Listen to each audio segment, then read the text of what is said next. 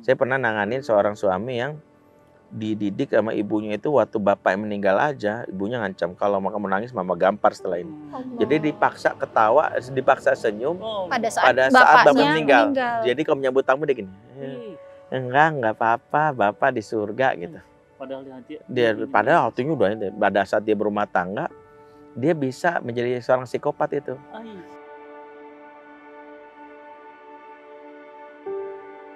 Ini mau kelapa manis, seger, nambah ion baru.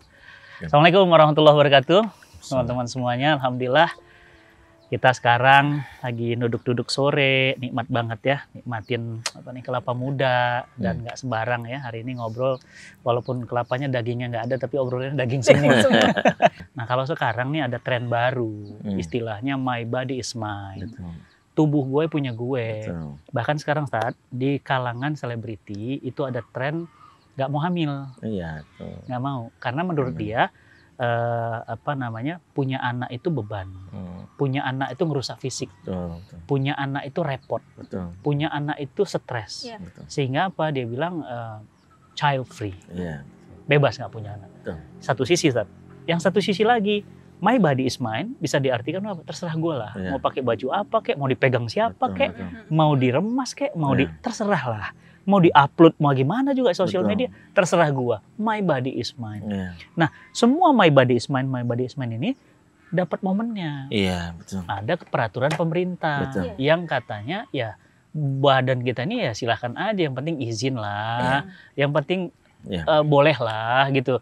Nah ini kan menurut Anda itu budaya yang merusak. Betul. Secara fundament juga sebenarnya kan apa benar tubuh kita Iya. milik kita gitu Betul. kan. Nah gimana Ustaz tentang Iya, tren ini terbaru ini? ini yang sangat mengerikan ya. Mm-mm. Saya selalu tradisi ketika orang-orang dengan pede bilang my body is mine, tubuh gue milik gue.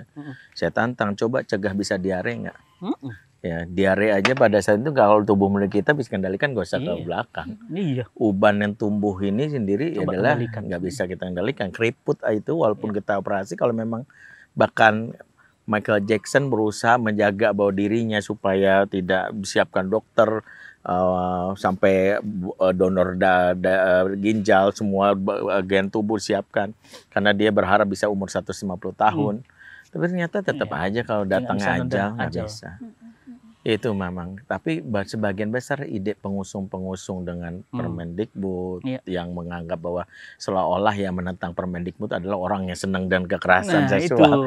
Kita ingin mengatakan bahwa kita ini sangat jeli terhadap propaganda kalian nih. Kadang-kadang kan pintar mengusung sesuatu yang sebenarnya itu adalah ular yang kita khawatirkan. Tapi saya selalu mengingatkan, hampir setiap orang berbicara ini itu kan ada dua kategori orang yang mendukung nih. Pertama, orang yang kategori ideologis. Orang-orang yang memang dia punya misi tertentu untuk menggolkan tujuannya, tapi banyak yang mengikuti adalah orang yang saya katakan sebagai orang yang tragis. Ideologis, orang yang mengetahui bahwa dia memang sedang ingin mengusung nilai-nilai dan kita peradaban tertentu. Yang tragis ini rata-rata adalah dia ikut karena punya trauma atas apa yang dia alami. Dan dia merasa mendapatkan sebuah kebutuhan tanpa dia sadari bahwa ketika orang trauma itu ketika mendapatkan satu bantuan dia lupa bahwa bisa jadi menolong dia ini buaya. Dia nggak tahu bahwa misalnya gini, ketika dia bilang gue pernah trauma karena pernah mengalami gini gitu ya, tapi dia nggak tahu bahwa sebenarnya dia sedang digiring kepada sebuah hal yang akan merusak diri dia.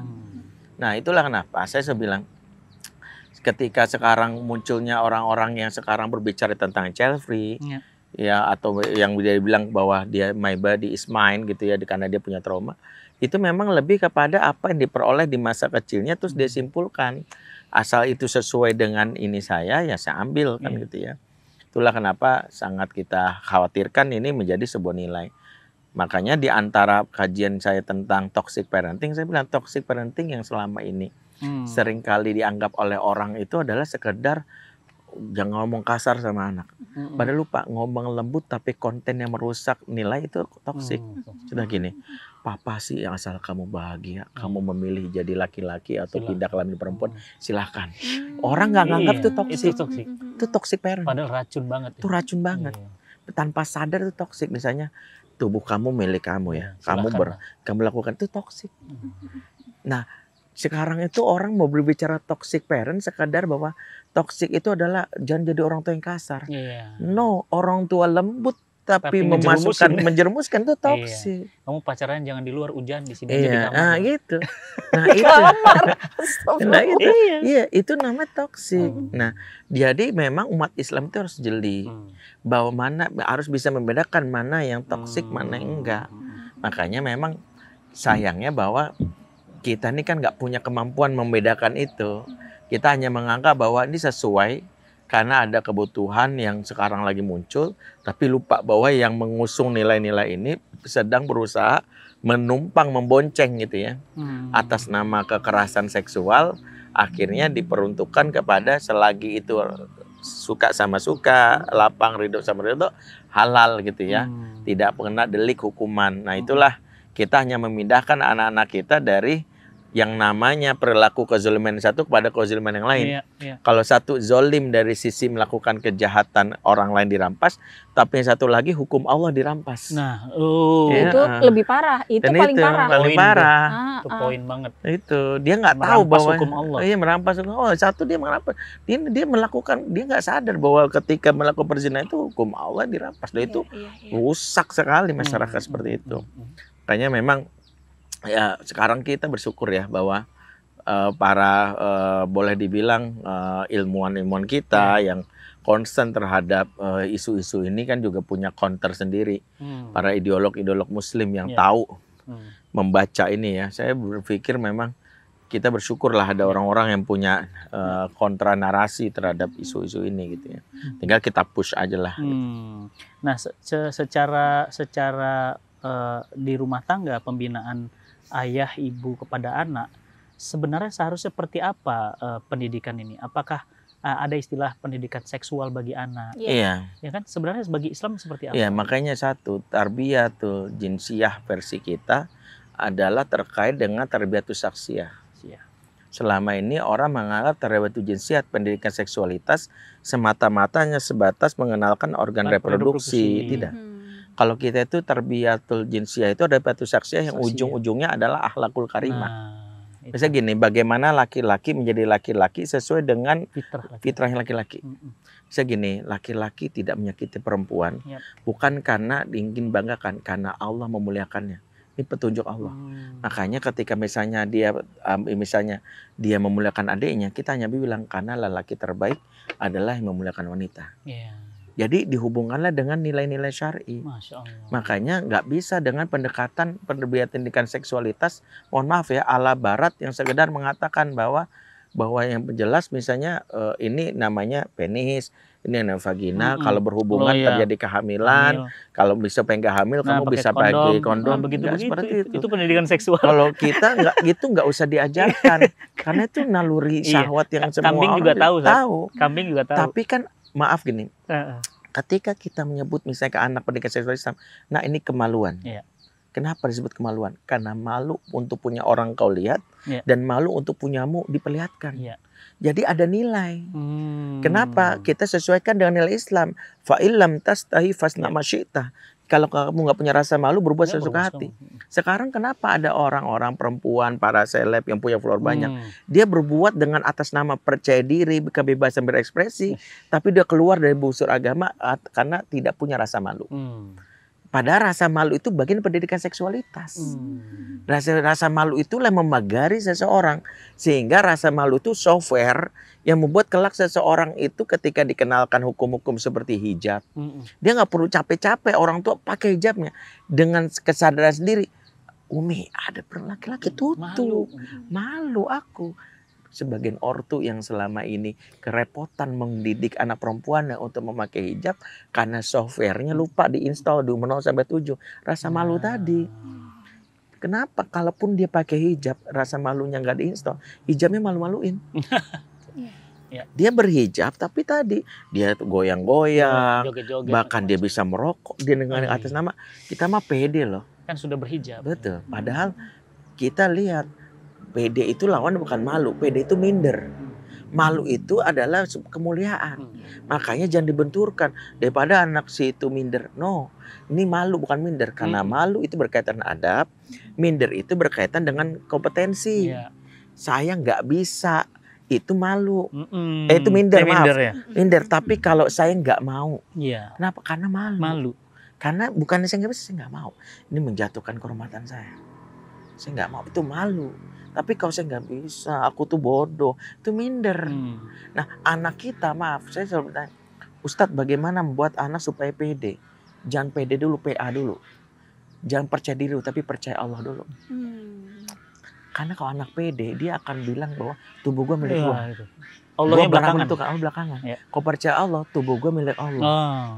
Allah melarang menyentuhnya sebelum waktunya. Kamu menyentuh saya, maka kamu harus berhadapan dengan bapak saya. Saya ucapkan saya terima nikahnya. Itu. Jadi yang harus dikenalkan ke anak itu PA dulu. Baru PD. Harusnya sebelum PD malah PB, PC. PB, PJ, Iya, saya bilang jangan PD dulu. PD itu nomor sekian. Percaya Allah dulu. Jadi kalau anak saya bilang, anak saya nggak pede Ustaz, nggak apa-apa. Yang jelas asal jangan nggak PA aja. Karena kalau nggak PA ateis. Kalau nggak pede itu masih bisa. Karena pede itu nanti buah dari PA. Kan para sahabat itu menjadi pede setelah PA. Kan kata Allah gitu kan, wala tahinu wala tahzanu wa antumul a'launa in kuntum mu'minin. Kamu tuh setelah jadi mukmin nggak akan pede. Yang nama Bilal bin Rabah kan begitu. Gitu. Jadi PA itu jadi PD, bukan PD dulu, PA-nya belakangan. Makanya mereka jadi tahu ketika menilai sebuah kayak kasus Permendikbud ini, mereka bisa menganalisisnya bukan dengan kebutuhan diri dia. Kalau selama ini, selama gua safety, dia nggak mikir, tapi nggak memikirkan bahwa nanti ada orang-orang yang mungkin dalam hal ini mengatasnamakan undang-undang ini untuk berbuat zina. Mereka nggak punya pagar. Kayak misalnya ada sebagian guru, kan saya tanya sama guru yang saya sih setuju Ustaz. Saya kaget. Kenapa setuju Bu? Ya pertama, memang kasusnya banyak sekali kekerasan. Jadi supaya pelakunya jerak. Terus saya bilang, terus kalau misalnya dipakai buat yang lain supaya melakukan zina, itu urusan dia masing-masing, usaha orang tuanya. Terus di situlah saya bilang, ketika kita melihat kemungkaran sebatas bahwa jangan sampai nggak terjadi sama saya. Ya, itu. Yang lain yang penting bukan anak saya. Yang penting bukan anak saya. Di suatu itulah awal dari kehancuran. Penyakit tuh. Penyakit banget. Berarti harusnya kita nggak cuma fokus ke diri kita ya, tapi juga ke orang-orang yang ada di sekitar kita gitu ya. Iya. Dan karena problemnya juga saat zina itu dianggap oleh sistem hari ini itu bukan kriminal saat. Bukan kriminal. Yang penting sama-sama suka, sama-sama merasa aman. Padahal kan dalam Islam ini kriminal, ada hukumannya, ada hadnya, ada hukuman 100 kali cambukan bagi yang belum menikah, bagi yang sudah menikah dirajam sampai mati. Nah oleh karena itu teman-teman kalau kita merasa bahwa ini bukan kriminal dan kita merasa aman, pertanyaannya bagaimana kita aman ketika nanti di yaumil hisab? Masalahnya kan hidup ini bukan di sini aja gitu. Ada kehidupan setelah ini kan. Kalau hidup di sini aja mungkin mungkin oke lah gitu ya. Tapi ada kehidupan setelah kehidupan. Nah, pertanyaannya lagi Ustaz, ini yang juga banyak ditanyakan selain pendidikan seksual. Keren banget tadi Ustaz penjelasannya bahwa pendidikan seksual bukan sekedar alat kelamin, bukan sekedar itu, tapi lebih kepada saksiyah. Saksiyah ujungnya akhlak, adab. Nah, hari ini ketika seseorang mengatakan bahwa anak saya nggak apa-apa kok, bukti bergaul bebas, dia anak yang baik, berprestasi, dia kuliahnya di Harvard, kuliahnya di Australia, tapi prestasinya bagus, dan dia juga sholat. Jadi terus apa masalahnya? Betul. Nah gitu, itu gimana? Iya, memang satu orang itu menyangka bahwa seseorang baik itu adalah ketika dinilai di sisi manusia. Karena kita menganggap bahwa akhlak dan etika itu sama, padahal beda. Akhlak itu ada unsur kata kholik. Makanya seseorang yang baik tapi tidak terkoneksi ke Allah itu etika. Saya contoh seorang pramugari. Ketika kita bilang di naik pesawat luar negeri misalnya, dia bilang mau pesan apa Pak? Butuh selimut, dia luar biasa. Dia bilang, Mbak boleh minta tolong nggak? Saya minta buat air hangat, diberikan. Tapi begitu turun di bandara, ketemu dia, coba aja tolong, Mbak boleh minta air minum nggak? Nggak bakal, enak aja. Itu etika. Karena dia merasa bahwa sekedar itu hanya unsur kemanusiaan aja. Dia tidak terkoneksi. Ketika hubungan dengan Allah apa? Hubungan dengan Allah adalah seseorang itu beribadah, berakhlak itu karena tuntunan Allah. Ya. Makanya hadisnya jelas. Man kana yu'minu billahi wal yaumil akhir falyukrim jarhu. Siapa yang beriman kepada Allah dan hari akhir, muliakan tetangga, muliakan tamu. Kenapa muliakan tamu itu dasar gini? Kenapa sih muliakan tamu? Bukan karena tetangga saya wali kota. Ya. Bukan kenapa tamu saya presiden. Artis, ya. Tapi karena ini adalah bagian dari iman. Meskipun tetangga ngeselin, disitulah hebatnya Islam. Kita tetap muliakan. Maka anak kita kalau dididik dengan pendekatan adalah yang ketika menjadi orang baik tanpa tauhid, dia akan melakukan upaya seperti prinsip kayak anak zaman now. Mama baik, aku baik. Iya. Mama jahat, kenapa aku baik? Karena prinsip yang dikenalkan adalah prinsip balas jasa. Banyak yang kayak gitu tuh. Kamu baik, aku baik. Tapi kalau kamu jahat, aku lebih jahat. Nah, gitu. kalau kita nggak begitu. Prinsipnya dalam Islam adalah khusus orang tua misalnya. Mama baik, aku baik. Mama jahat, aku kan tetap baik. Lo kok begitu? Wa qada rabbuka. Ini Tuhan Allah tetapkan. Ini tetapkan, ketetapan dari Allah. Makanya ketika kita memuliakan orang tetangga kita, walaupun misalnya Nasrani, itu adalah bagian dari adab keimanan yang itu nggak dimiliki kalau kita pakai pendekatan etika. Kalau etika, kalau dia baik, kita baik. Kalau enggak, ya ngapain kita baik? Kalau kita enggak, lu baik, gue baik, lu jahat, gue tetap baik. Ya, kenapa orang gue diajarin sama agama gue, gue tetap harus mendakwahi lu gitu sebagainya. Kasarnya bahwa kita ini melakukan kebaikan karena bukan mengharapkan manusia, kata mengharapkan Allah. Makanya dibalik ke pertentangan sebagian orang terhadap Permendikbud, kita nggak nyari muka di depan manusia. Ya. Kita nyari muka di hadapan Allah aja. Kita liwajhillah, mencari wajah Allah. Kalau kalian mencari muka di hadapan manusia agar dianggap orang baik, peduli terhadap sesama, tapi di mata Allah kalian adalah yang melegalkan kejahatan yang di sisi Allah sebagai dosa besar, tunggu aja datang azab.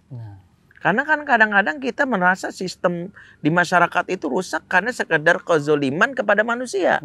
Tapi lupa kezoliman kepada Allah itu yang paling penting. Itu yang ngeri. Merampas hak Allah adalah kezoliman kepada Allah. Kita nggak sadar itulah kenapa kalau ada anak saya baik, dia kuliah di Harvard, dia kuliah di sini, baiknya itu dari sisi dan mata harus pakai jilbab kok. Iya, karena dia hanya merasa bahwa baik itu dari sisi kacamata manusia. Dia lupa bahwa standar kebaikan itu adalah apa yang telah ditetapkan oleh Rasulnya. Bisa gini, membunuh menurut kita jahat, tapi menurut Allah baik, bisa khusus jadi baik. di medan perang. Ketika mau membunuh itu medan perang, dia baik. Karena itulah kalau kacamata manusia akan menilainya seperti itu. Mencambuk zolim, tapi kan mata Allah mencambuk pelaku zina itu baik. Kita mau bilang apa? Makanya itu yang kita harus kembalikan itu al-haqqu min rabbik. Betul. Kita kebenaran dari Tuhan. Kalau standar kebaikan manusia itulah seringkali pertentangannya di situ. Ya menurut dia baik, menurut saya enggak. Tapi kalau menurut Allah baik, itu yang jadi masalah. Kita sepakati aja apa yang menurut Allah baik kita lakukan. Ustadz, ini balik ke tarbiyah jinsiyah tadi ya, pasti ada banyak sahabat cinta Quran di sini yang ingin tahu tahapannya gitu. Usia anak sekian sampai sekian ini yang harus kita lakukan, sekian sampai sekian gitu, Ustadz. Termasuk yang anak-anak kita yang sudah balik gitu. Karena anak yang sudah balik itu kalau kita orang tua yang baru belajar, terus anaknya udah kadung besar gitu, Ustadz. Itu biasanya kan lebih susah ya untuk ngajarin si tarbiyah jinsiyah ini. Ini step-stepnya apa, Ustadz? Yang pertama itu kan sebenarnya fokusnya ke sebelum kita bicara stepnya itu 3 hal dalam Islam disebut tarbiyatun jinsiyah. Kita ingin seksualitas itu pertama benar dulu. Benar itu harus panduannya sesuai dengan nilai-nilai. Bisa gini, kalau menurut panduan Islam memakai emas, sutra itu laki-laki nggak boleh, itu pendidikannya karena benar menurut syariat. Misalnya berpakaian pakai pakaian perempuan, kita laki-laki. Nah, kalau bilang kalau orang-orang yang menganggap bahwa dia selama ini hanya sekedar pendidikan seks yang dikenal itu, dia akan menganggap nggak ada masalah kok, itu nggak merubah identitas kelamin gua. Dalam Islam sudah jelaskan la'anallahu la'anasullah al-mutasyabihina minar rijali binisa. Makanya pertama benar itu apa yang telah Allah katakan. Benar dan dulu. Itu benar dulu. Baru kedua lurus. Lurus itu ada kacamata fitrah. Bagaimana seorang laki-laki sesuai dengan kelaki-lakian yang telah ditetapkan. Contohnya laki-laki itu sebut dalam Quran sebut dzakar. Dzakar itu ada kata dzikrun di situ membentuk kata dzakar. Laki-laki disebut dzikrun, makhluk berpikir, karena itu laki-laki identik dengan kemampuan berpikir. Makanya ajarkan anak laki-laki kita untuk memutuskan. Itu pendidikan seksualitas. Di antaranya ketika di umur 7 tahun wajib ayahnya bertanya. Karena jangan terbiasa anak laki-laki punya kalimat terserah. Itu perempuan banget. Iya, iya. Perempuan banget. Mau makan Kalau apa, terserah. ya, terserah. Kalau laki-laki harus benar. Iya. Kecuali ada beberapa situasi yang dia sudah setuju terhadap dua hal itu, ya terserah. Tapi kalau dia nggak pernah terlibat dalam pengambilan keputusan, kata terserah itu bahaya. Karena dalam pendidikan seksualitas itu kan, jadi gini, seksualitas dalam Islam itu ada totalitas kepribadian yang ditampilkan dia pada saat dia berbicara, pada saat dia ngomong, pada saat dia berjalan, pada saat dia tertawa. Itulah tarbiyatun jinsiyah versi Islam. Nah, bagaimana seksualitas itu lurus, termasuk tadi dia kok nggak pernah berpikir celuk apa terserah ya. Nah itu bahaya bagi laki-laki. Kalau jadi kepala rumah tangga dia nanti nggak bisa memutuskan. Makanya nanti ada treatment di umur mumayyiz dia, wajib dia sering ditanya, wajib diajak dialog. Ya. Menurut abang gimana? Ya. Nah itu. Nah itu yang lurus. Kalau perempuan itu fitrahnya kata Rasulullah adalah salah satunya adalah innahunnal mu'anisatul ghaliyat. Wanita itu punya sifat yang lembut. Ya. Makanya pendidikan ketika melukai anak perempuan dengan kekasaran itu merusak fitrahnya. Makanya ada ibu-ibu yang dia kasar sama anaknya, pasti dia pernah mengalami kekasaran waktu kecil dari bapak ibunya. Oh, nurun. Sehingga dia merusak potensi kelembutan itu. Wanita itu punya fitrah wadud namanya. Iya. Ketika wadud itu hilang, itu biasanya dipengaruhi oleh ada yang merampas di masa kecilnya. Pernah ditrauma, pernah dibentak, dikasari. Itu yang merusak. Membekas ya? Membekas, itu yang merusak. Yang kedua, al-ghaliyat, itu punya perasaan yang sensitif.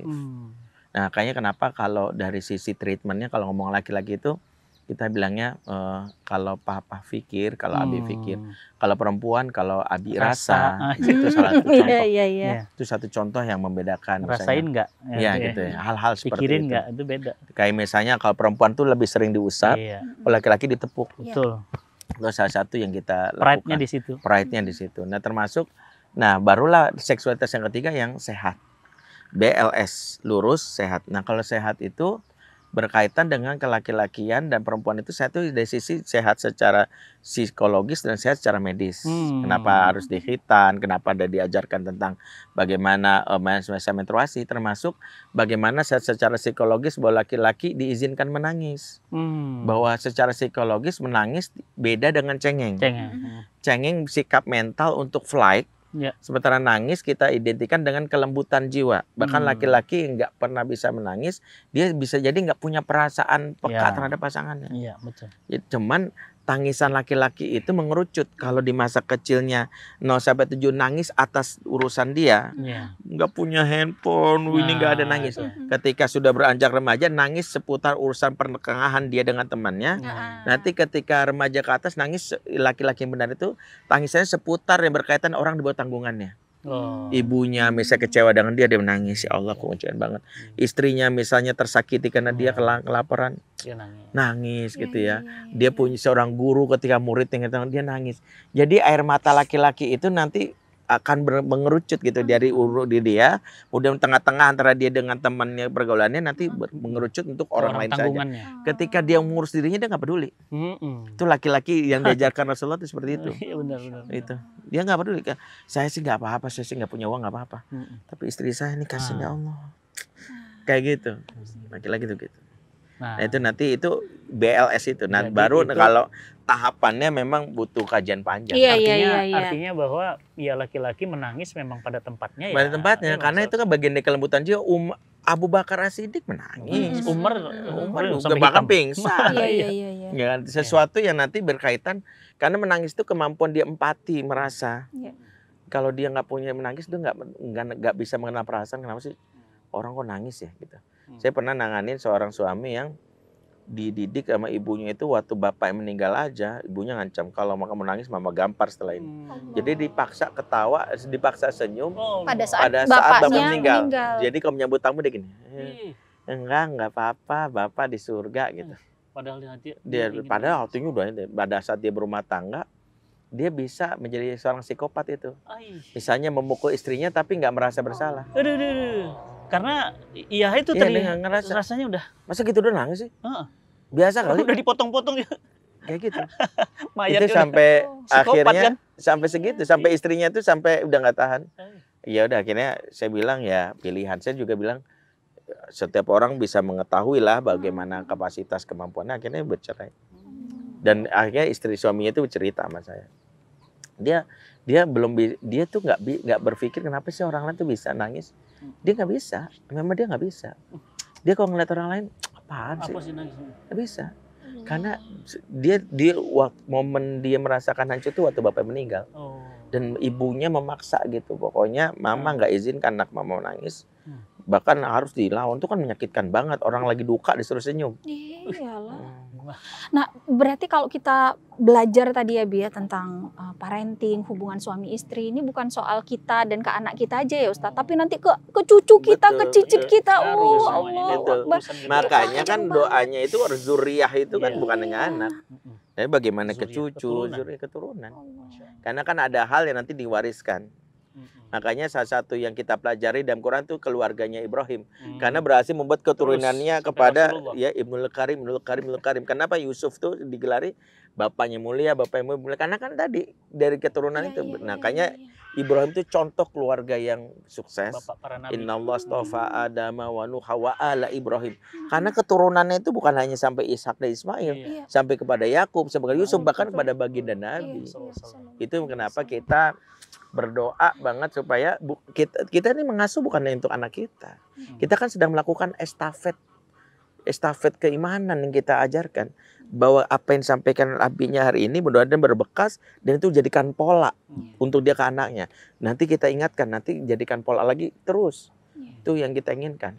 Sekali atau yang kebalikan kedua, kalau kita jahat, kita kasar, kita termasuk orang punya nilai rusak dan kita kenalkan ke anak kita nerusin lagi, jariahnya besar banget gitu. Nah, cuma kalau dari Permendikbud tadi ya Bi ya, berarti kita sebetulnya nggak bisa membenahi keluarga kita sendiri ya. Kita butuh bantuan ustadz, kita butuh bantuan teman, sahabat. Ada 3 komponen pilar yang harus diperbaiki. Pribadi yang takwa, keluarga yang kemudian saling punya koreksi, masyarakat yang peduli, dan kemudian negara yang menjaga dengan syariat gitu kan. Nah, hari ini kan enggak.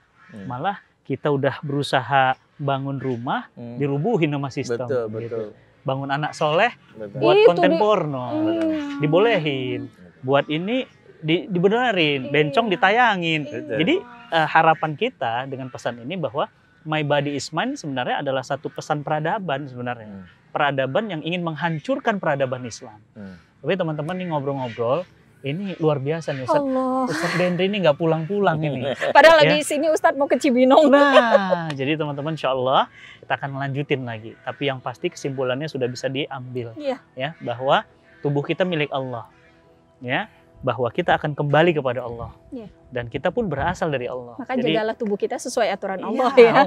Kita dititipin sama Allah, buktinya kita diambil, diminta pertanggungjawaban. Artinya memang bukan milik kita. Ustaz, makasih banyak. Jazakallah khair Ustaz. Semua materi dari seri pertama, kedua ini daging semua, dan terus terang bagi kami, saya secara pribadi sangat bermanfaat. Walaupun kita ini sering mengingatkan orang, tapi kita hari ini banyak banget diingatkan lagi tentang pengasuhan, tentang hubungan anak dengan ayah, ibu dengan anaknya. Mudah-mudahan Ustadz sehat terus, dan terus bisa memberikan manfaat luas buat umat. Dan mudah-mudahan tadi ya insya Allah kita akan bareng-bareng sama Ustadz Bendri buat program bareng ya, terutama untuk menggrab komunitas ayah. Saya greget banget Ustadz dari dulu buat majelis ayah. Amin. Majelis ayah, karena insya Allah kita mau buat ya, kita mau buat, dan ini insya Allah siap-siap ya teman-teman ya, kita akan buat akbar bersama Cinta Quran TV. Amin. Tungguin ya. Bismillah. Terima kasih semuanya. Assalamualaikum.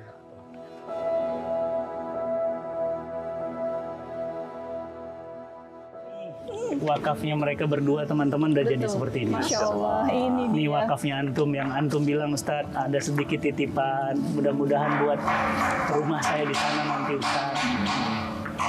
Haji, ini amanahnya antum, amanahnya Mbak Dini, saya nggak mau kecewain, amanahnya Dewi, amanah teman-teman seluruh Indonesia. Alhamdulillah sudah jadi, dan Masya Allah bulan ini udah terima santri.